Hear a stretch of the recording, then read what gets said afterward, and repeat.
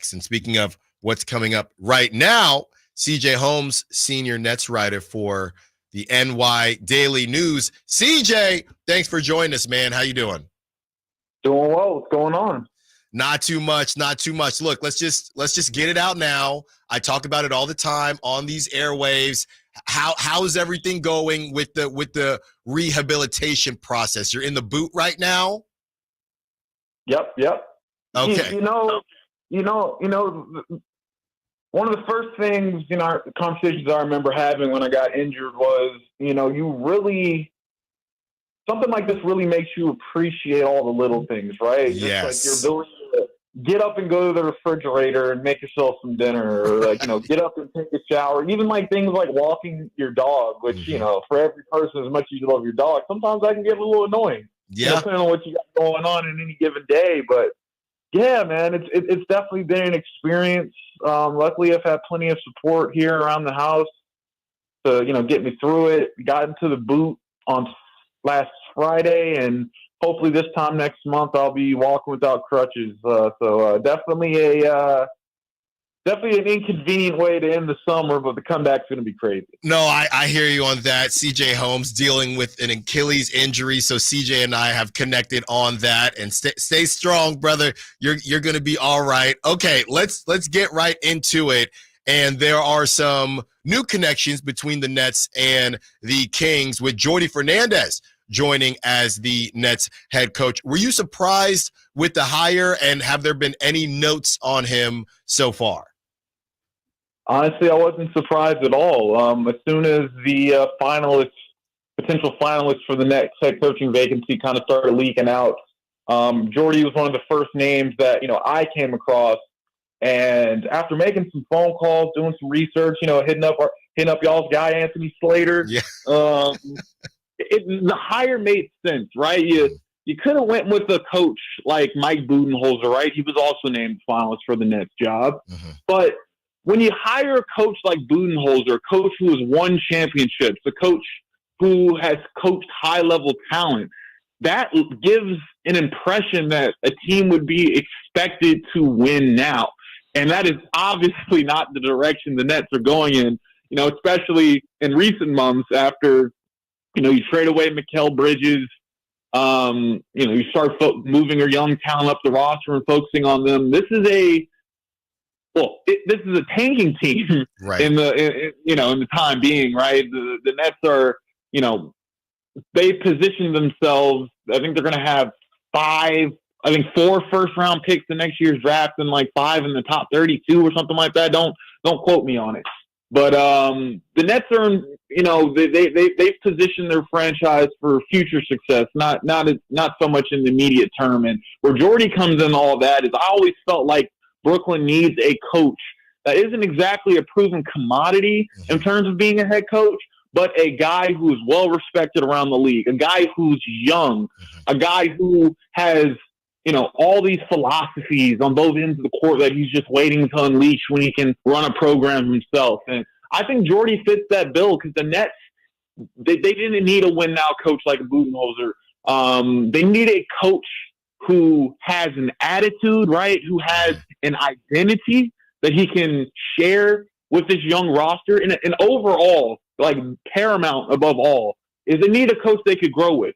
And I think that Jordi Fernandez checks all those boxes. A little disappointing to see Canada heading home early, right? Out there in Paris, but Jordi was the best man for the job.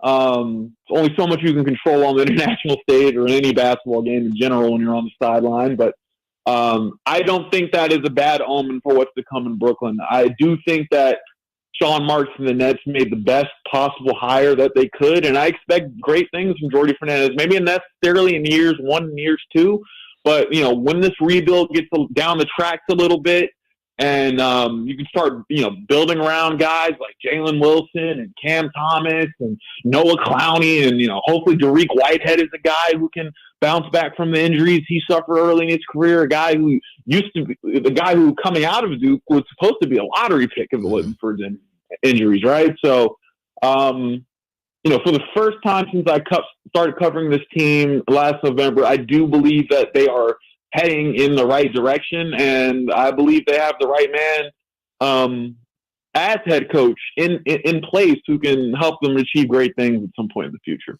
Talking to CJ Holmes, senior Nets writer for NY Daily News. Well, with that being said, CJ, I think Kings fans are in an interesting position because you want Jordi Fernandez to succeed. And I think when teams go into blow-up mode, a lot of times that coach isn't given the leash that they maybe deserve, and then they bring somebody else as soon as they start to get good. So what do you think the chances are that the Nets, I know Evan Siddery put something out that the Nets are really the only team that might go full-on blow-up. What are the chances are that the Nets blow this thing up, and what would that even look like?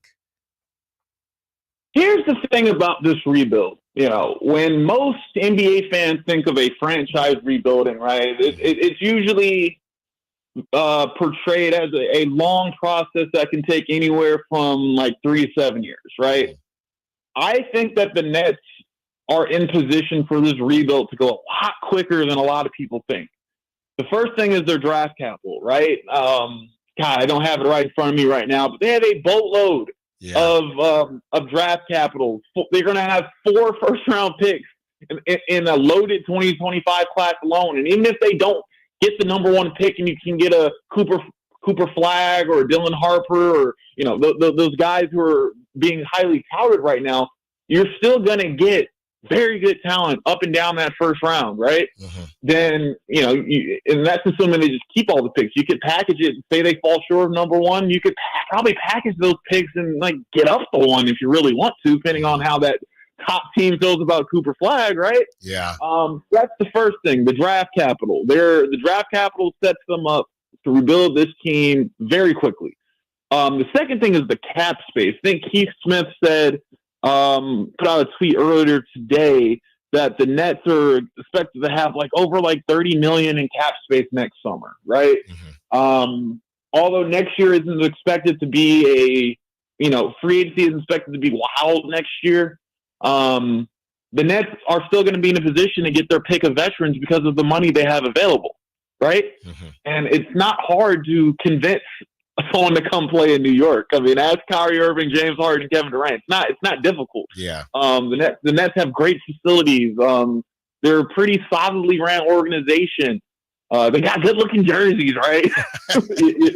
And above all, you're in New York City, right? They're not the Knicks, but it's still not hard to convince players to come here. And that's the second thing they have going for them. And the third thing they have going for them is youth and talent already on their roster. I kind of mentioned this before. You got Cam Thomas, 22 years old. I mean, if he takes a leap next year, because he's going to be the number 1 option next year, right? What does that look like, right? You got Noah Clowney, tremendous upside. Jalen Wilson just won Summer League MVP. Yeah. Right? So this team has young talent in place already that needs to be cultivated. So you add a couple more young players to this chest, right, over the next couple of years. Like I just mentioned, you're going to have your pick. The Nets are going to have their pick of, a lot of high-value veterans, right? Mm-hmm. And, in terms of the quote-unquote blow-up, I do expect guys like Cam Johnson and Dorian Finney-Smith to be moved before the February trade line. A lot of folks thought that might go down this summer. But the Nets are in a position where they have enough draft capital really as it is. So until the right deal comes along, I mean, why deal those guys? Yeah. Dorian has 2 years left on his deal. Then Cam Johnson has 3. So there's no rush to move those guys, even though I expect them to be moved. But with all 3 of those main factors I mentioned, I truly believe that the Brooklyn Nets are in a position to turn the thing around a lot sooner than people think. Talking to CJ Holmes, senior Nets writer for New York Daily News. Well, CJ, you led me to my last question. Based on what you're saying, and maybe you can go into what you're hearing because every team now, right now that the Warriors missed out on Lauri Markkanen, and now that the Jazz have Lauri Markkanen, now they're buyers. Every team the Lakers, everyone is saying, why don't we just get Cam Johnson? We don't want to pay the price on Brandon Ingram. We don't want to pay the price, or we don't want to deal with Kyle Kuzma. Cam Johnson has been on 8 different teams. Dorian Finney-Smith has been on 8 different teams. And I think a lot of people are wondering, will these price tags hold, which they are pretty high right now, pretty steep. My argument is when more teams enter the conversation, why would the Nets drop that price tag? How do you think this thing ends for Cam Johnson and Dorian Finney-Smith? You talked about the Nets holding on to their price. Do you think they're just going to wait until one of these teams get desperate and you're saying it probably won't happen during the offseason, but it might happen before the trade deadline? Allen, that's exactly what I'm saying. The thing is about guys like Cam Johnson and Dorian Finney-Smith. Here's the thing about last year's Nets team, just in general, right? Mm-hmm. Even at last year's trade deadline, there's teams around the league inquiring about the pieces that the Nets have. The Nets had very good NBA pieces last year. The issue is those pieces didn't fit together. Right. And those pieces were built or part of a puzzle built around Ben Simmons, right? Mm-hmm. And they, that front office, they built that team around Ben Simmons, and those pieces were supposed to mesh a little better with him out there on the court. Unfortunately, he wasn't healthy last year, as he hasn't been in recent years, right? Mm-hmm. But the thing is, Cam Johnson, a 6'8", 3-point sniper, that's at a premium in this league, man. Mm-hmm. Dorian Finney-Smith is one of the better two-way players in the league, regardless of position. Not to mention his 3-point shot, took some strides last year also. Right. Ebbs and flows, but still strides were made. So as we get closer to the trade deadline, there are going to be contenders. I expect them to go to contenders, and they're going to be contenders around the league looking for their missing piece, looking for that to make that final push, so to bolster their roster. And that's when Brooklyn's going to get the most out of these guys. They're not going to get the most out of them right now, while teams are still kind of confident with what they've done this summer. Right. They're going to wait till some teams hit a snag, or some teams have an unfortunate injury. And at that point, that's when the value of a guy like Cam Johnson, a guy like Dorian Finney-Smith is going to be at its highest. Not right now, but as closer we get to February. So what you're saying, CJ, is, y'all coming off those first-round picks one way or the other. Might not be now, but at some point, y'all are coming off those first-round picks. Oh, they're giving them up, man. They're giving them up. CJ Holmes, senior Nets writer for the New York Daily News. CJ, this was incredible. If the Kings do end up getting one Cam Johnson or Dorian Finney-Smith, we can't wait to have you back on. Even if they don't, we'll have you back on when the Kings and Nets do battle next season, whenever that schedule comes out. Enjoy the rest of your day, CJ. Keep strong, man. You're going to be okay. You're going to be okay. Be sure to stretch and do those exercises. We'll be hooping again very soon together. Yes, sir. Say less, and I got a lot of love from my NorCal folks out in Sacramento, so I'd love to come on whenever you can have me. Appreciate it. That was CJ Holmes, senior Nets writer for New York Daily News. Great stuff there. Coming up next, who's hot, who's not, and let's go streaking. Carmichael Dave Show with Jason Ross, Allen Stiles.